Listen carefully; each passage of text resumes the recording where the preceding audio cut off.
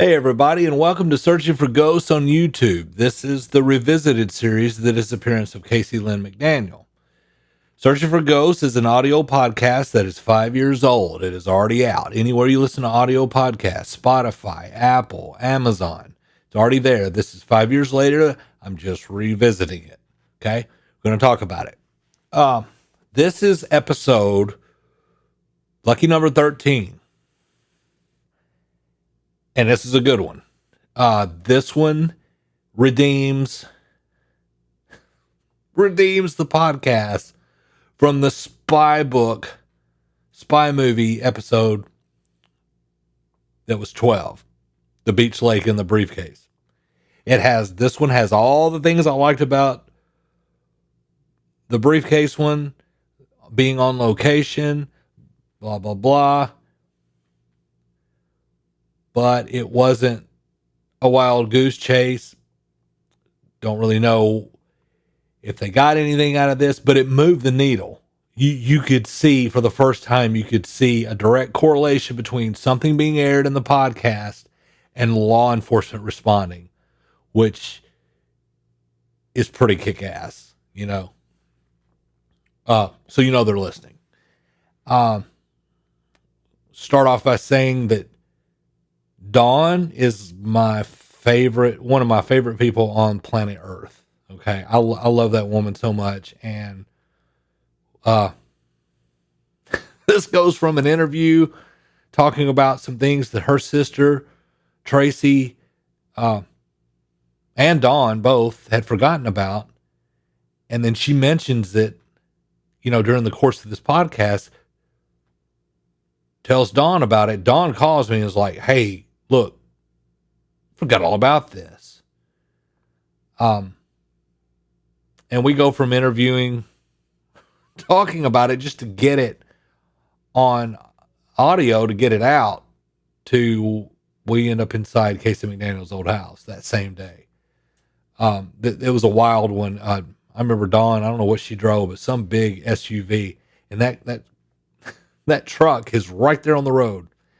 And, that house is right there on the road, and she pulls up and straddles that and pulls up in that front yard. It's like a Suburban or something. I couldn't have pulled that off. That's why having people helping you is so great. You had two women with you. You're the dude. You kind of play back. I didn't know if this lady knew who I was or not. Odds are she wouldn't have let me come in the house alone. If she knew what I was doing, So Dawn and Traci helped do that. Let's start this first clip, and then we'll start taking this thing in sections. This episode of Searching for Ghosts contains graphic content. Listener discretion is advised. Previously on Searching for Ghosts. I mentioned in the last episode that Lucas and I were about to take this up a notch. Well, here it is. We have been contacted separately by a source who went on the record with us both. They got busy and cleaned everything up, and that's the only explanation that they can think of for the house being so spotless. And this source's theory goes where our investigation was leading us, to Mr. Y. And the carpet being damp where it had been shampooed. We've decided to use this as a baseline for the rest of our investigation with this podcast. We're not saying that this is what happened. I was told that they used a pressure washer to clean it up. We are not saying that it isn't either. We don't know. But we are going to put this out there, and in later episodes examine and break this down piece by piece, because this theory damn near involves everyone. In investigating this theory, we will cover all the bases. Right, you got your porch light here. When we listen to a story being told, it's a lot like reading one in a book. Our mind's eye starts to paint pictures for us. When we listen to the story of how Cindy found the house that night, with the back door open, the television on, and a bowl of cookies and milk on the floor, we each have our own version of how this looked. I know I do. We would like to look at the pantry inside. I used to have a girlfriend. But today, I no longer have to imagine. Today, I stand at the base of a hallway just outside the living room in a small house of approximately 900 square feet in Milan, Tennessee. And just to the right, I notice a bedroom as I struggle to keep my composure. 21 years ago, this was CAYCE McDANIEL's bedroom. And today, I'm at ground zero. I am currently standing in the spot where this 2 decades old nightmare began. Appreciate you letting us come in the door. I wanted to, I'm trying to create my mind when it all happened and how, when we came over here and found out, because Casey and my son were in the same grade. And we used to pick her up a lot and take her to the ball games with us and that kind of stuff. And I was here and I'm just like trying to Figure out what else recollect to my do. thoughts Yeah. and trying to see if anything pops back up. I'm Brandon Barnett, and this is Searching for Ghosts.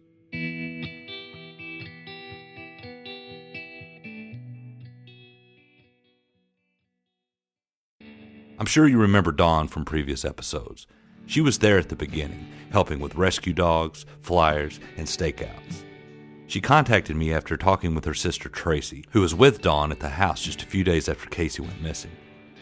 Traci had remembered something that Dawn had forgotten about that day, so I went to Traci's house to get her recollections. I mentioned that we were going to use the story from episode 10 as a baseline for this investigation, since it involves so many people. Some of the things mentioned in that episode stood out to me. They seemed like they could be easier to verify than a lot of the big mysteries in this case. One of the statements mentioned was that the house was unusually clean in the days following Casey's disappearance. When they got there, the house was unusually clean. It wasn't usually clean. Certain people were there that even kicked a shoe off and a flip-flop off and felt that the carpet was damp and freshly shampooed. Honestly, I don't remember. It's smelling clean, smelling like carpet had been cleaned or whatever.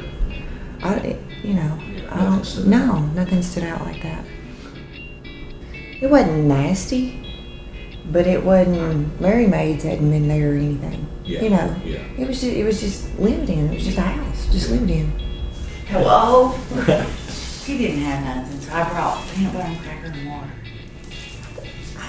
Cindy didn't keep a trashy house. I guess you just don't know what to do and what not to touch. But it wasn't a bunch of, let me straighten up before everybody comes. It was lived in. Yeah. It was And lived Casey's in. room we sat on Casey's bed and we're just looking around her room like, what can we find? What can we find? Because we thought she was missing. Yeah. Just who did. And at first I really thought it was the boy she was writing letters to because it came out. Cindy thought he was supposed to have gotten out, and I thought she took off this boy who she was writing letters to that was supposed to be in trouble in the juvie or whatever. And that's really what I thought in the beginning. Maybe she met up with him and they ran off for a little bit since he just got freedom. Kathy Joe, who was also there with Dawn that following Monday, said the same thing. But I had a friend of Casey's at the time tell me that the house was always nasty. And I've heard an account that the officer who took the initial report and supposedly visited the house that Saturday has said that he thought the house looked unusually clean. I would love to get my hands on that initial report to see if this was mentioned in 1996. So the unusually clean house, for me anyway, is a wash, no pun intended. I have just as many people saying that it was unusually clean as those who say it wasn't. So we're back where we started from. The next thing to examine is Casey's clothing that she wore to the church party. There were the clothes she had on were to the party the night before.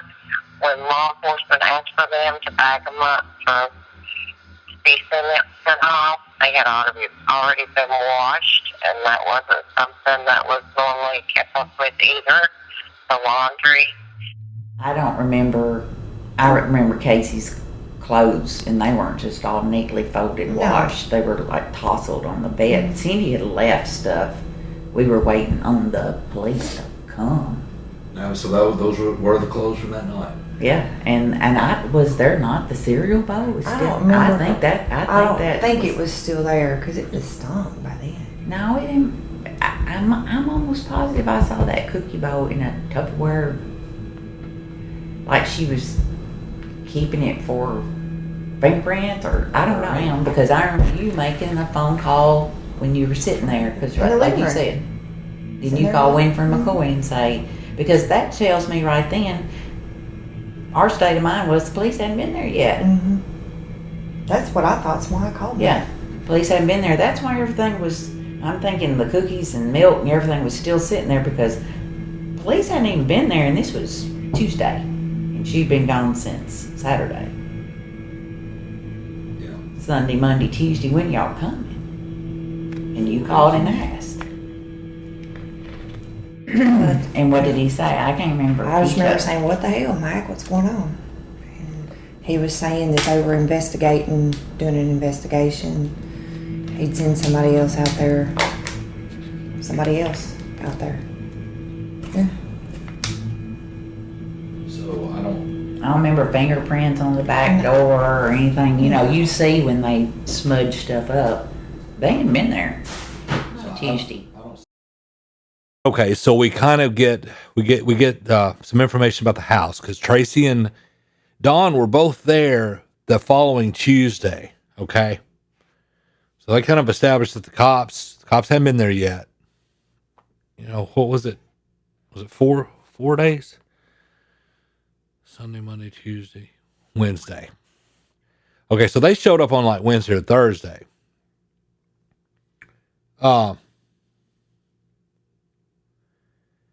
And it seems like there was, I mentioned in the podcast that I heard a report or an account of a report that the police made that stated it was unusually clean. Anyway, I don't remember all the details, but evidently it ended up being, I had equal amount saying it was, equal amount saying it wasn't. So that one kind of canceled each other out. Right. So I don't know about that.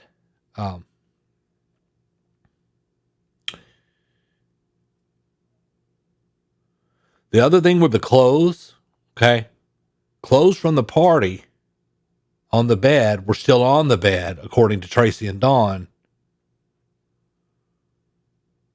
that following Tuesday. So that flies in the face of cleaning the house, doing the laundry before the cops get there. And Tracy calls Winfrey McCoy, who was chief of police, I guess. He was Hartsfield's boss at the time. And that's such a great line in there where it's like, what the hell, Matt? You know, like, what the hell? You know, like, where are you guys at? And then they show up on like Wednesday or Thursday. There you go. You know? But yeah, so if the cops hadn't been there yet, and there's even some debate between Tracy and Dawn if the milk and cookies might still have been there. But according to them, they sat on the bed and the clothes were still there from that she dressed out of after the party. So, I mean, that's some pretty good.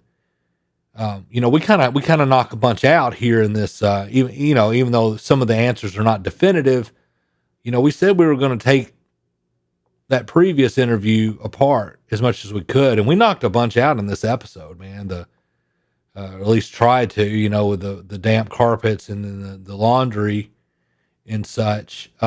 This is a good episode, man. It should be noted that the one thing that everyone agrees on is that the search party from the church was run off that day from behind the house. I've heard different accounts as to how it went down, whether it was Steve or Cindy who did it, but they were indeed told to leave. Hartsfield McCoy, who comes to the church to talk to us about Casey being missing, that we could go to Cindy and Steve's house to make a human chain and search the field behind them. And as we gathered in the backyard to do that, Cindy herself come to the door and threw a fit and screamed and hollered and wanted us all off. We had to leave. We weren't allowed to search. She would not let us stay on the property. Then there's the theory that Casey was shot inside the house. So the story I got was that he actually shot her in Cindy and Steve's living room. I've known the next door neighbors for years, and I remember them as being rather perceptive. They are the ones who called 911 when a shed was caught on fire in Cindy's backyard. Granted, a burning building is more noticeable than a gunshot, but this neighbor says nothing unusual caught their attention that night. Okay, so we do get corroboration on people being run off from the search on Sunday. You had some different stories. Some people were saying it was Cindy. Some people said it was Steve. Okay. So that possibly happened. Believe it or not, again, not all this is definitive, but it's just one more person to ask, or people to ask, to try to, because the idea was with this podcast is, if you just get one person, because I was putting these out week to week, so I was under a timeline, right? So you couldn't, it's not like I could just full bore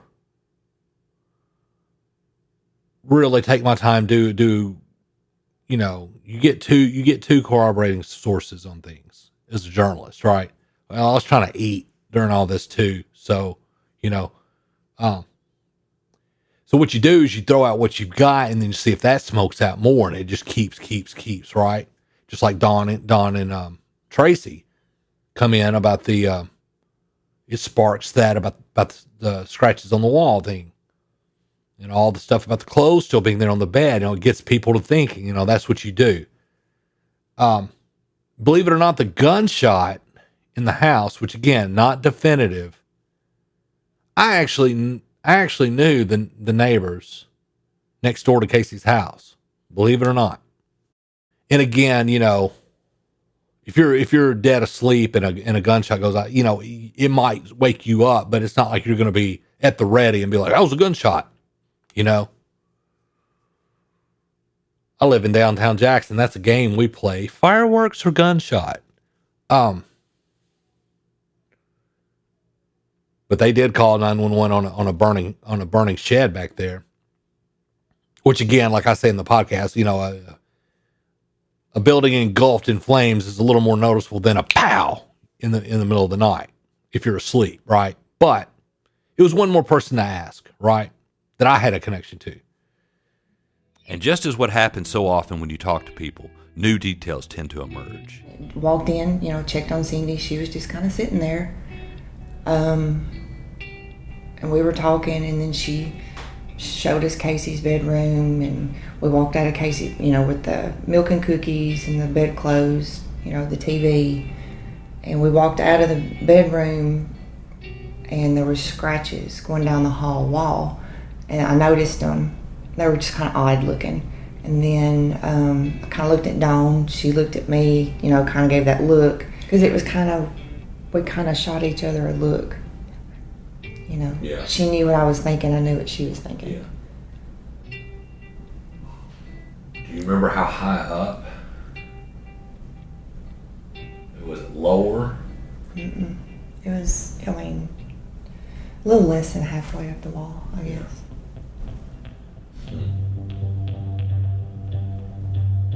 How long would you say? Run down the length of the... Mm-hmm. All the way down. And that led to the kitchen, where the back door was. Or it led from the kitchen all the way down the hall, the other way, to the other door, to the living room and the other door. So it's basically like a shotgun house, isn't it? It's just straight. Yeah, like this one, just straight. Wood paneling? Uh-huh. Like that, was it that dark that was popular back then? Yeah. They had like the black, the black. Yeah. Yeah. Mm-hmm. Okay. Wonder if that paneling's still there.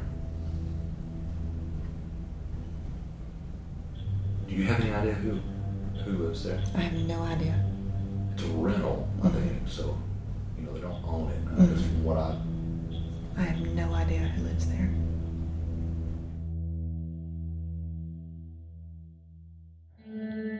And this is what made us decide to try to get in that house. But what are the odds that the paneling would still be there? And what could be done about 21-year-old scratches at this point? Well, I'm not sure, but we definitely wanted to check out that hallway. Yeah, that night when we were picking up passes, you said it, and I'm like, oh, I forgot. All right, dark paneling down the hall. Yep. I just never kind of. Yeah. I mean, like I said, you know, it's like I told him, it could have been furniture, but it was just Odd. all the way down the wall. One of those flashbacks you don't really want to Yeah. think about, but you did. You did. Yeah. And I don't think anything was ever said about him. I don't remember anything ever being brought up about him. And I don't remember if they were there before dropping Casey off or Yeah. something. Uh, They were odd, and we can bust in that house. We'll go to the door. I can't go to jail today. I have to go to work. Okay. Thank you again. Yeah, thank you so much. Good luck to you. The paneling is still there, but it has been painted since 1996. The woman who now lives in the house has been there for 10 years, and according to her, she has never been visited by law enforcement concerning Casey. So here's something that our friends at the Milan Police Department might find interesting.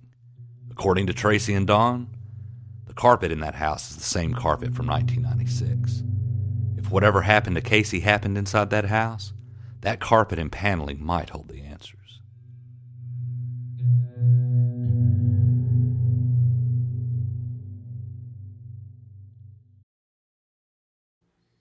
Okay. Another great one-liner from Traci. I can't go to jail today. I got to go to work.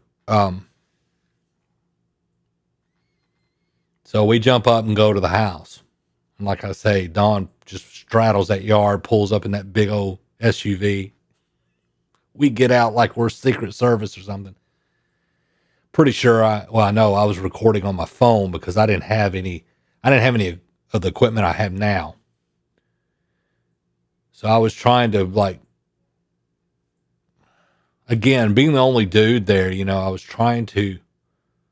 I let Dawn and Traci take the helm and I kind of backed off, but I had to be around with the mic to record. So I'm just kind of hovering. But going into that house was heady, man. You know, I mentioned in the front of that episode that, you know, your mind's eye, you come up with what the house looks like when you hear stories told. But to see it, I mean, I remember I was spinning Casey's room, you know, which obviously, I mean, there's a whole other family living there now, you know, so it, you know, but it's still just knowing, even if it didn't happen in the house, it was just, I was trying not to like get emotional and stuff and, you know, be professional and also be undercover. But yeah, that was pretty heady, man, you know. And so they had painted over the paneling, but it was still the paneling. And then Traci and Dawn were like, that's the same carpet. That's the same carpet. So, you know, it may be 21 years later, but here you go. If there is any kind of forensic, because I mean, you know, obviously technology has increased too. There may be things they can touch DNA and all that stuff, you know, who knows? So,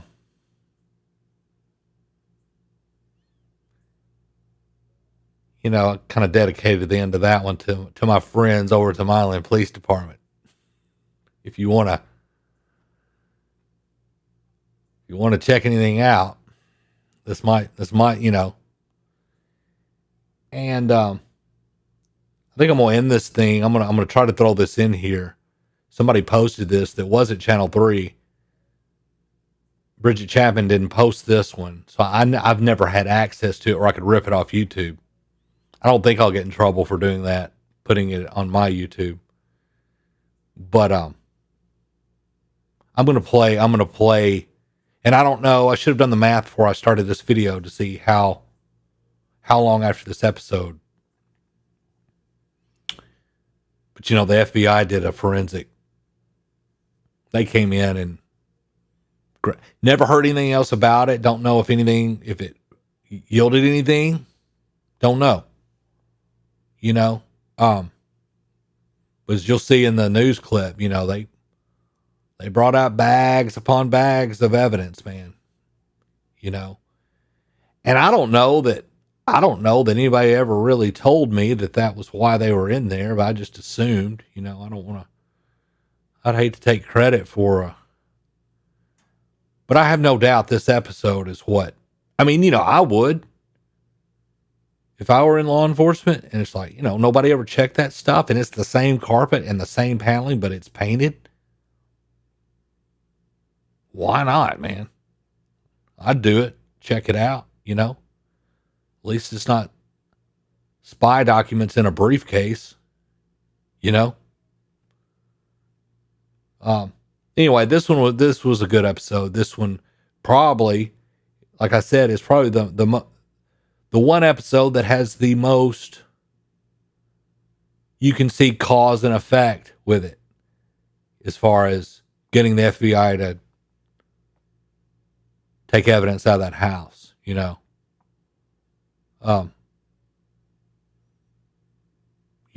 At this point, of course, we're getting close to the end, but this is the best example of this podcast in action. This is why, as a listener to podcasts like this, it's why I started it, because you could see it happen. It's a back and forth. They throw out something on the podcast, somebody comes forward, boom. It's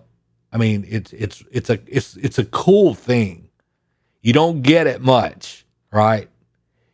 And it may have happened more than that, but you don't hear about it, like with the FBI search, right? But it's really cool to know that that's why we're doing it, man. It's working. This is why you do this. It moved the needle. Again, may have not found anything that helped in there. I don't know. But they were listening and they acted, and kudos, man. Anyway, guys, thanks for watching. Please subscribe and tell all your friends, and I'll catch you on the flip side for the next one. FBI agents were here for a little over 3 hours searching the home and bringing out evidence. Now, even though she hasn't lived here for decades, we found out why there's still hope.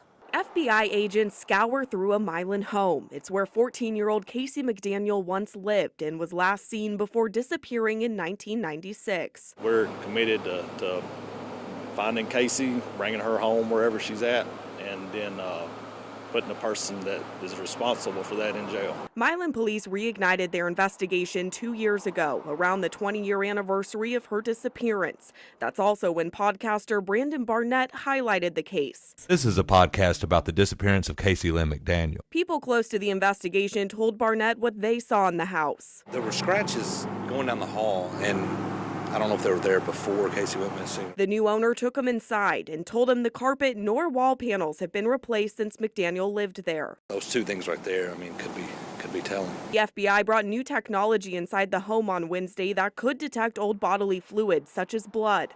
After about 3 hours, we watched forensic experts bring out several pieces of bagged evidence to take to the lab. Any small piece of evidence could help us with the case. CAYCE's mother, Cindy McDaniel, was also brought to the house. Police wouldn't discuss why she was there, but we exclusively spoke with her earlier this year about the investigation. When people think that you forget about your child and then say it, you have to get really tough-skinned. But, it still bothers you, but she's never been forgotten. She'll never be forgotten. I think about it all the time, and I don't how residents of Milan, it's not constantly on their minds, because it's just Tragic, man. This shouldn't happen to our kids. Hoping they're getting closer to justice. Of course, we're going to stay on top of this and bring you all the updates when we get them. In Milan, Bridget Chapman, WREG News Channel 3.